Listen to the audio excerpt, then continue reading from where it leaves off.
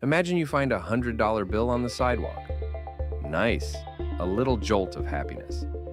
Now imagine instead that you reach into your pocket and discover you've lost $100. That sinking, sick feeling? It's far bigger than the joy of finding the same amount, same number, same money. But the pain of losing it is about twice as powerful as the pleasure of gaining it. This lopsided little quirk has a name, and it's quietly warping almost every decision you make. It's called loss aversion, and it sits at the heart of one of the most important ideas in psychology, prospect theory, developed by Daniel Kahneman and Amos Tversky in 1979, work that would later win a Nobel Prize. Their finding was simple and profound. Losses loom larger than gains. Losing feels roughly twice as intense as winning the very same amount. Picture a simple coin flip. Heads, you win $150. Tails, you lose $100. Mathematically, you should take that bet every time. On average, you come out ahead. But most people refuse it. The fear of losing 100 outweighs the lure of winning 150. We turn down good odds just to avoid the sting of a loss. And once it's running the show, it distorts everything. It's why people hold a losing stock far too long, refusing to sell because selling makes the loss feel real.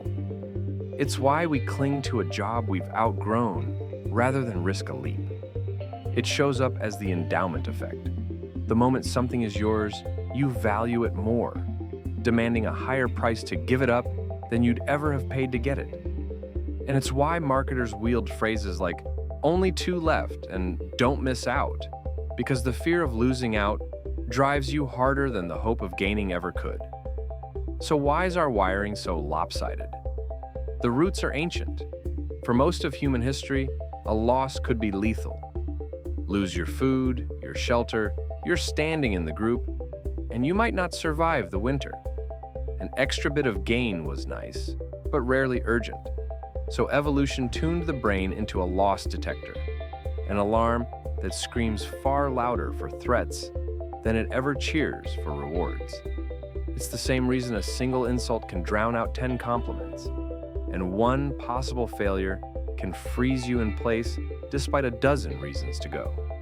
That alarm once kept your ancestors alive. Today, it mostly just makes you miss out. So step back, and loss aversion reveals itself for what it really is. Not cowardice, but an outdated survival setting running on hardware that no longer matches the world. It makes you sacrifice big gains to dodge small losses. It makes you so afraid to lose that you never let yourself win. But here's the freeing part. The moment you can recognize that alarm going off, you can put a steadying hand on it and choose with your reasoning instead of your reflex. So, what do you actually do about it? First, reframe the choice. Don't only ask, what could I lose? Ask, what am I losing by not acting? So that staying still counts as a loss too. Second, zoom out. Any single loss is just noise across a long enough timeline. So judge decisions by the whole portfolio of your life, not one bet. Third, set your exit line in advance. Decide the point where you'll walk away while you're calm, then honor it when emotion floods in.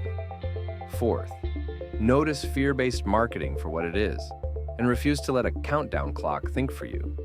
And finally, learn to tell a real risk apart from the illusion that loss aversion paints. Because you were born to fear losing, and there's nothing wrong with that. But you don't have to let a Stone Age alarm make your 21st century decisions. The next time you feel that pull to play it safe, to hold on, to not miss out, pause and ask the better question. Not, what might I lose? But, whose interests is my fear actually serving right now? So tell me, when has the fear of losing held you back from something that might have been worth the risk?